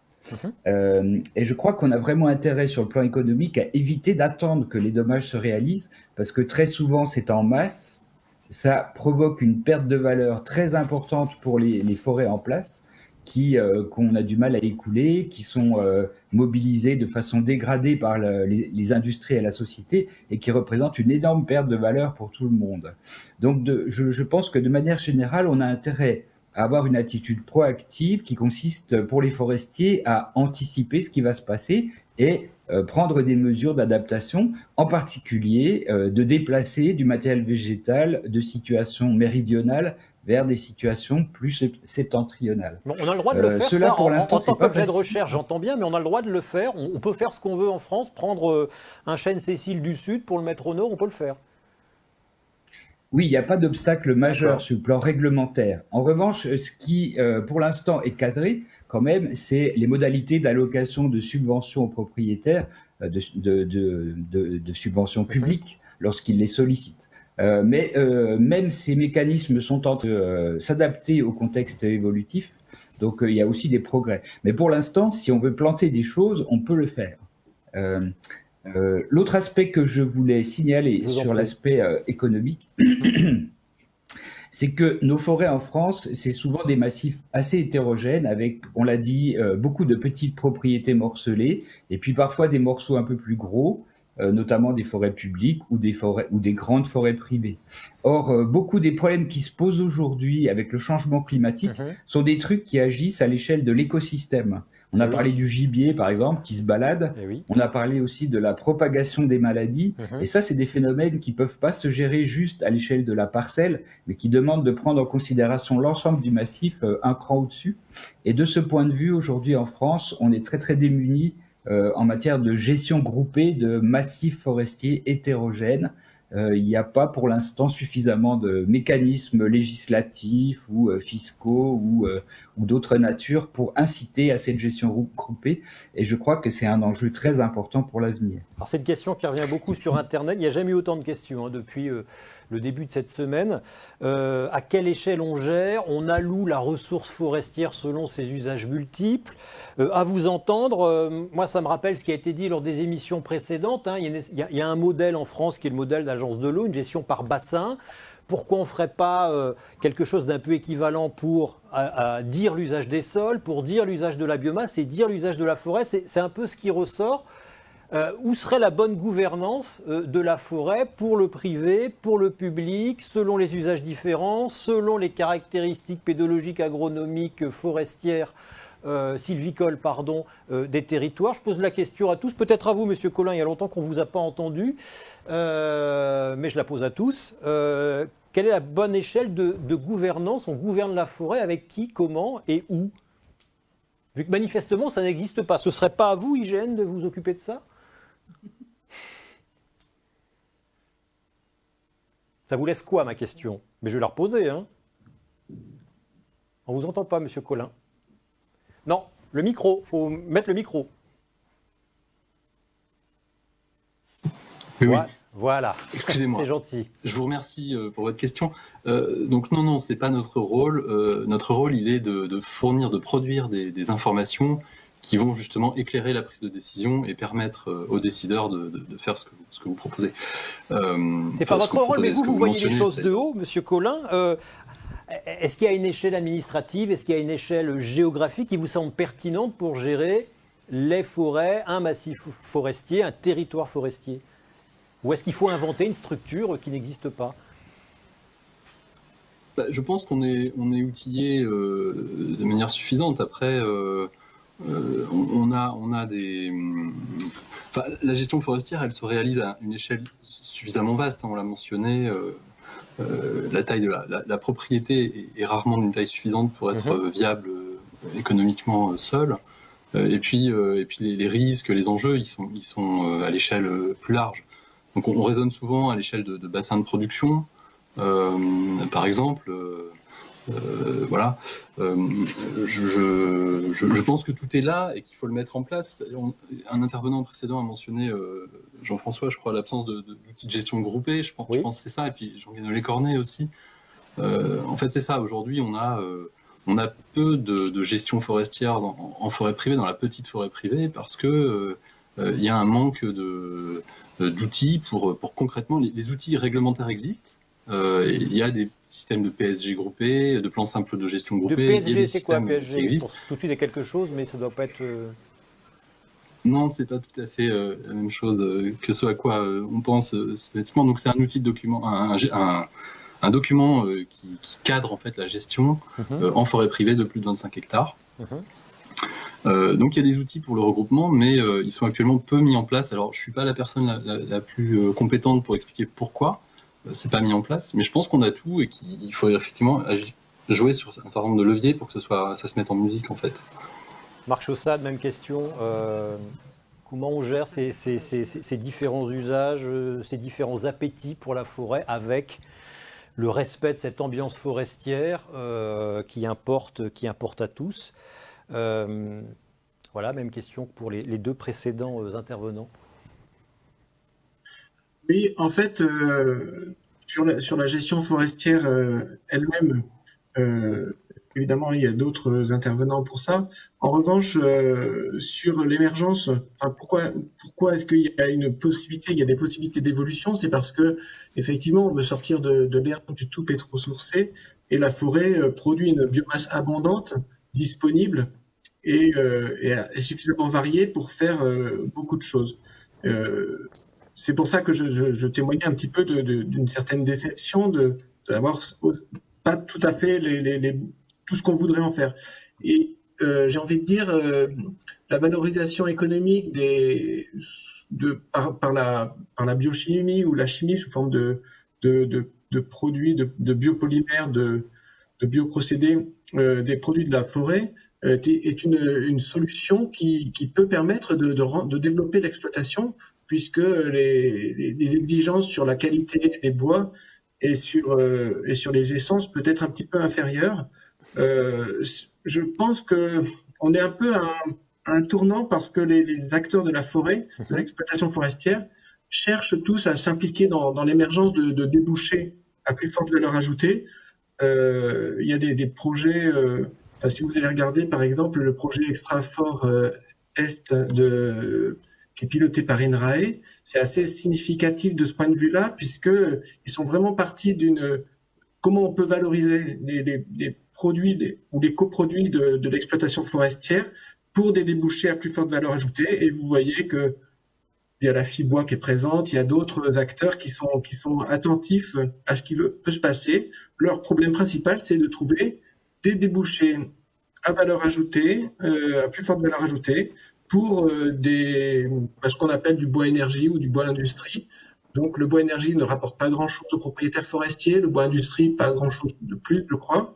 Et donc la question est de savoir si on peut faire autre chose. Or, il se trouve que tout le monde se dit, je crois, que pour sortir du pétrole sourcé, il faut s'appuyer sur les matières renouvelables, la biomasse justement, et que la forêt pourrait fournir ça. Encore faut-il que la gestion forestière évolue vers la prise en compte de ces besoins-là pour intégrer dans son cycle d'exploitation ces besoins, peut-être dans la plantation, pourquoi pas, puisque il n'y a pas besoin d'arbres pluricentenaires pour les broyer en petits morceaux et en faire différentes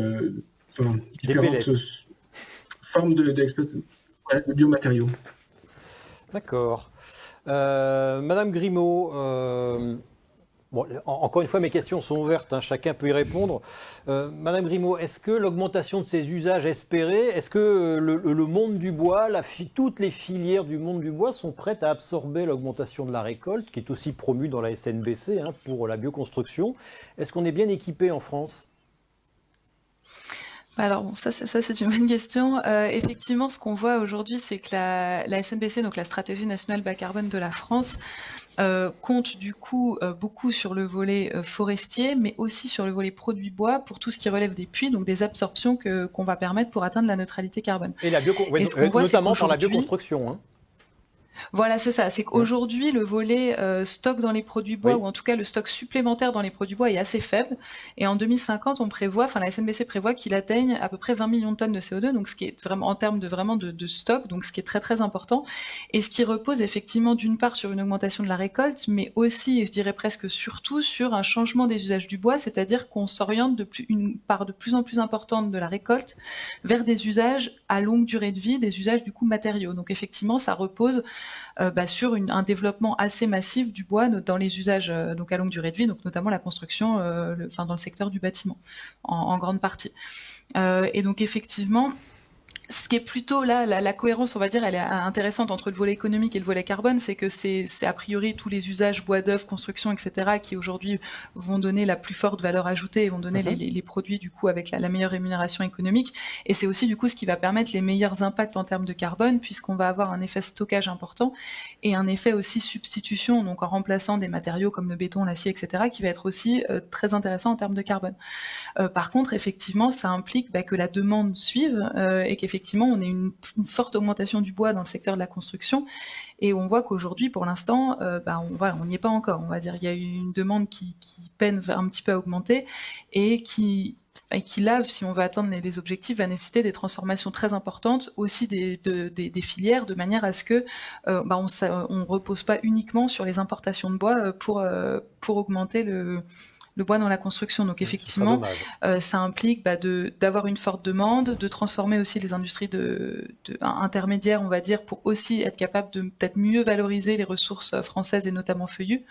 Et ça, effectivement, c'est un gros... voilà, c'est un gros challenge, on va dire, pour les années à venir, si on veut être en tout cas dans les volumes prévus par la France. Oui, parce qu'aujourd'hui, on coupe beaucoup de troncs, les troncs sont exportés et on importe du bois d'œuvre. Corrigez-moi si je me trompe, je ne sais pas qui peut prendre ça, Monsieur Cornet par exemple. On a un vrai souci de filière quand même. Vous me posez la question polémique. L'essentiel des troncs qui sont coupés en France sont quand même transformés en France. Il ne faut pas faire mentir la réalité, mais il y a effectivement un flux qui a fait beaucoup de bruit, et à juste titre, de bois brut qui est sorti du territoire pour être transformé ailleurs, voire être réimporté derrière. Et je parlais de la filière du meuble tout à l'heure. Aujourd'hui, on produit quasiment plus de meubles en France, ce qui est une aberration, et on en importe énormément. Il y a beaucoup de produits forestiers à haute valeur ajoutée qui sont importés. Et je crois que pour répondre il y a deux éléments qui me semblent essentiels dans la gestion durable de la forêt, dans l'économie forestière, qui sont liés l'une et l'autre. Dans la gestion durable, il y a la question de l'échelle, on l'a dit, et il y a la question surtout du temps long. Et en fait, on oublie que la forêt, c'est 50 ans, 100 ans, 150 ans. Ça veut dire quoi? Ça veut dire que pour faire un chêne, il faut qu'il y ait 4, 6, 8 générations d'hommes qui soient passés, ou de femmes, de personnes qui soient passées, qui aient posé des actes de gestion qui sont parfois fort simples, parfois c'est tous les 20 ans, mais qui consistent à sélectionner les arbres autour pour laisser les bons arbres et entretenir. Et cet acte du gestionnaire forestier, il est bien fait dans les forêts qui sont suivies longtemps, notamment les forêts publiques, qui sont bien gérées globalement par l'ONF, les grandes forêts privées, mais dans la petite forêt, c'est difficile parce que le flux des générations fait que la personne qui hérite de sa forêt, en général, elle est dans une vie active, elle ne vit pas de sa forêt, le propriétaire forestier en France ne vit pas de sa forêt, très rarement, et donc il y a ce flux de génération. Et puis le temps long aussi, c'est les investissements longs. Quand vous allez voir une banque et vous lui dites, écoutez, vous allez me prêter 100 000 euros pour investir dans les plantations et vous verrez dans 150 ans, je vous ramènerai à un taux de 1% par an, s'il n'y a pas de tempête, l'argent, personne ne vous prête ça.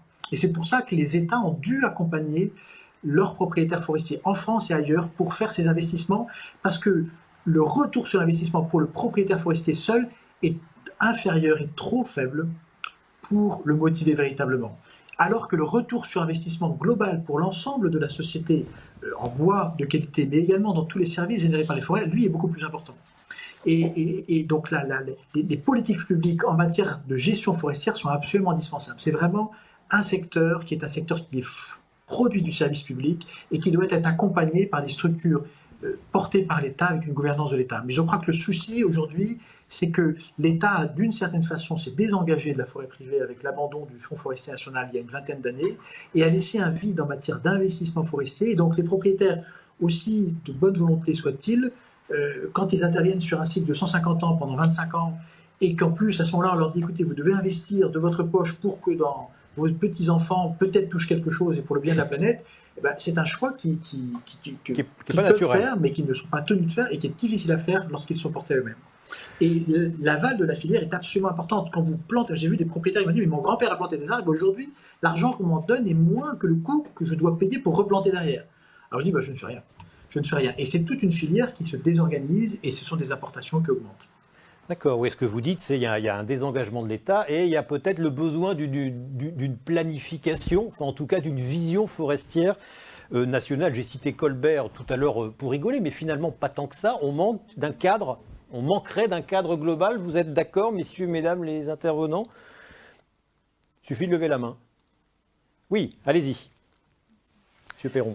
Alors je ne sais pas si c'est moi, mais donc oui, il y a quand même un certain cadre. Là, ça serait difficile de dire qu'il n'y a pas de cadre du tout au niveau national. Disons, il y a un cadre qui a été fixé.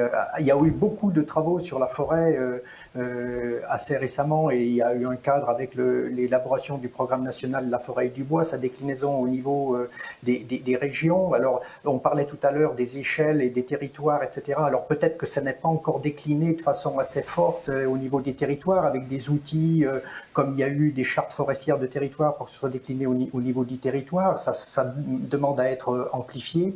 Mais donc il y a quand même un certain cadre national. Alors on manque par contre de cadre international, je dois dire, parce que en fait les conventions internationales qui s'appliquent à la forêt, c'est la convention biodiversité d'un côté, la convention climat de l'autre. Mais il n'y a pas eu à Rio, il a failli y avoir une convention forestière, mais il n'y en a pas eu au niveau international. Il y avait des réticences de certains pays. Donc, à la limite, le cadre international nous fait un petit peu défaut. Donc, au niveau européen, on a aussi une stratégie forestière là qui est en cours de rénovation. C'est toujours un petit peu difficile. Donc, il existe des choses. Il y aurait besoin forcément d'une intensification. Alors après, pour ce qui est de l'aspect économique, on a certains handicaps. Donc par rapport par exemple aux pays scandinaves qui ont des forêts très homogènes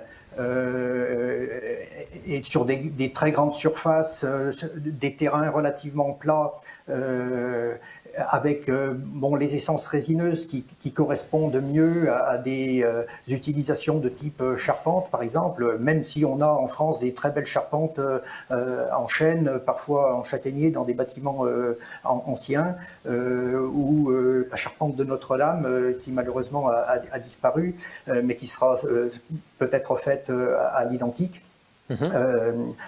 Donc il y a un certain avantage sans doute de ces productions scandinaves. Ensuite, par rapport aux exportations dont vous parlez, il y a le fait qu'on importe beaucoup de produits de Chine ou d'Asie du Sud-Est qui ont en retour, qui manquent de bois et qui donc utilisent les conteneurs qui ont apporté des vêtements pour retransporter en retour, ne pas repartir à vide et retransporter du bois. Donc il y a une forme là aussi de handicap, c'est un peu caricatural peut-être, mais il y a aussi une forme de handicap là sur l'économie. Ceci dit, il suffit de pas grand-chose pour que ça change probablement, parce qu'il y a quand même au niveau de la filière bois, je pense qu'il faut le dire, des entreprises qui sont innovantes, très actives, dynamiques. J'entends bien. Alors là, je vais me faire le porte-parole justement ces entreprises innovantes, mais qui interrogent leurs pratiques. Je me fais le porte-parole de beaucoup de questions qu'il y a sur Internet. Il faut changer la façon de gérer les forêts, raccourcir les révolutions, introduire ou adapter de nouvelles essences. Utiliser plus d'engins, intensifier la production de forêt, se pose la question, c'est toute la polémique à Valbonne, oui mais bon, pour tout ça, donc il faut des engins plus gros, sur des chemins d'accès qui coupent en pleine forêt qui sont plus larges, avec le risque de tassement de sol, le risque d'orniérage. Est-ce que la profession bûcheronne, je ne sais pas comment on peut l'appeler, change ses pratiques? Est-ce qu'on peut penser la forêt demain en ne pensant pas au sol, tout simplement. Qui veut prendre cette question? Tout le monde peut y répondre. Allez-y, Monsieur Dott. Oui, je vais répondre en prenant l'exemple de l'agriculture bio, par exemple. Vous avez 2 minutes. Parce qu'on aime bien la forêt et puis on n'aime pas l'avoir coupée. Ben oui. Mais il y a beaucoup de gens qui aiment bien l'agriculture bio, mais on ne fait pas de l'agriculture bio sans mécanisation. C'est déjà coûteux en travail pénible. S'il n'y avait pas de mécanisation, ce serait carrément impossible. Pour la forêt, on a besoin de mécanisation aussi, compte tenu des coûts du travail qu'on connaît en Occident. Et donc, la question, c'est pas est-ce qu'il faut s'arrêter de. C'est pas ce que j'ai dit, mais compte tenu du fait que ce sont des sols légers, des sols facilement érodables, sur lesquels on fait intervenir des engins très lourds, se pose la question du devenir des sols. C'est tout, évidemment, qu'on a besoin d'utiliser ces engins. Ouais. Je pense qu'on connaît tous des exemples d'exploitation qui ont été ratées, qui ont été faites pas à la bonne période dans la saison et qui ont pu provoquer des orniérages, des dégâts au sol. Mais on ne parle jamais des trains qui arrivent à l'heure. Il y a aussi des exploitations qui se font bien. Il y en a. Et les cas où ça se fait bien, c'est quand les engins rentrent à une période où les sols sont suffisamment portants. Il se trouve qu'avec dans l'avenir, on aura moins souvent des sols gelés en forêt parce qu'il fera moins froid l'hiver. En revanche, on aura plus souvent des sols secs. Et il y a certains types de substrats forestiers qui, effectivement, sèchent bien en été. On pourrait imaginer de changer la programmation des chantiers d'exploitation en cours de saison, par exemple, de façon à ce que les dégâts provoqués par les engins soient moindres. Il y a d'autres options logistiques pour répondre à ça. Il y a notamment ce qu'on appelle le cloisonnement, c'est-à-dire on oblige les machines à circuler seulement sur une partie de la parcelle, les cloisonnements, et puis à prélever à partir de ces lignes ouvertes dans les forêts. Donc il y a des solutions dans une meilleure organisation plus intelligente de l'exploitation des forêts. Mais je crois qu'il faut être clair, on ne peut pas imaginer une augmentation de l'exploitation forestière qui se ferait uniquement avec des chevaux et des bûcherons qui vont en forêt. Non, vous caricaturez mes propos, c'est pas ce que j'ai dit. C'est pas ce que j'ai dit. Autre question technique. Je le dis parce que je l'entends. Autre question technique, il nous reste 1 minute. Deux questions faites. Monsieur Cornet, c'est peut-être pour vous, ou Monsieur Seydi-Logasmi. Ce qui revient souvent, c'est les coupes rases. Or, on peut avoir l'impression que vous prônez les coupes rases dans la mesure où les forêts d'épicéas attaquées par les scolites sont plus adaptées. Donc, hop, on coupe et on fait autre chose. Donc, se pose la question de la restitution de la matière organique au sol. Est-ce qu'à l'avenir, il faudra faire, expliciter peut-être ce que vous entendez par couper pour mettre autre chose à la place? Est-ce que vous allez laisser un peu de fragments sur les sols? Branchez votre micro, Monsieur Cornet. Qui parle? Monsieur Cornet. Alors, la dernière solution qu'on prend, une forêt ne s'exploite pas d'abord en coupe rase. Alors, ça a été le cas par le passé, c'est beaucoup moins le cas aujourd'hui, et on fait de plus en plus attention.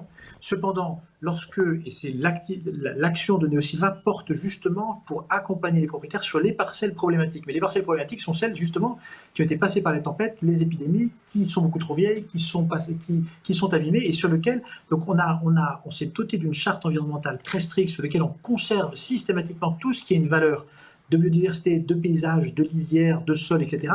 Mais il y a un moment, il faut quand même pouvoir exploiter les forêts. Vous pouvez regarder, ceux qui nous écoutent pourraient regarder des photos sur l'épidémie des scolites dans le Nord-Est, ou se rendre sur place et nous expliquer comment il serait possible de procéder d'autres façons.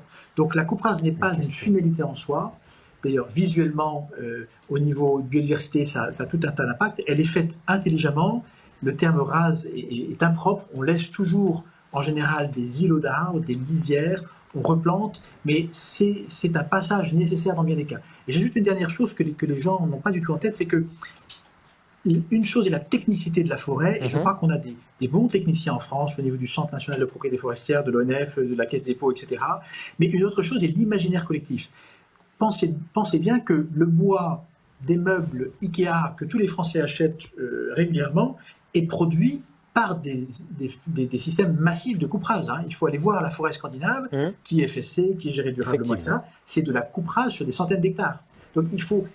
Alors, on est dans un contexte différent, etc. Mais tout ça, c'est certifié durable. Ce que je veux dire, c'est qu'il faut quand même veiller à ne pas attiser un imaginaire collectif qui serait totalement déraisonné par rapport au réel. Donc il faut que les forestiers tiennent compte de la demande de la société, c'est absolument indispensable, mais il faut que la société aussi se forme sur ce qu'est une pratique forestière durable. Alors justement, Madame Grimaud, vous aurez le mot de la fin ainsi, de cette façon. Est-ce que pour rassurer les gens, il faut labelliser bas carbone des forêts ou voilà, on vient de l'évoquer, il y a 2 labels, FSC, PEFC, ça vous paraît intéressant? Et puis, est-ce qu'on peut labelliser une forêt, voilà, compte tenu de tout ce qu'on vient de se dire? Effectivement, il y a 2 types de... Enfin, il y a la labellisation, on va dire, de gestion durable. Donc, vous avez mentionné FSC, PEFC, donc qui labellise en fait que la forêt, que la pratique de gestion respecte un certain cahier des charges.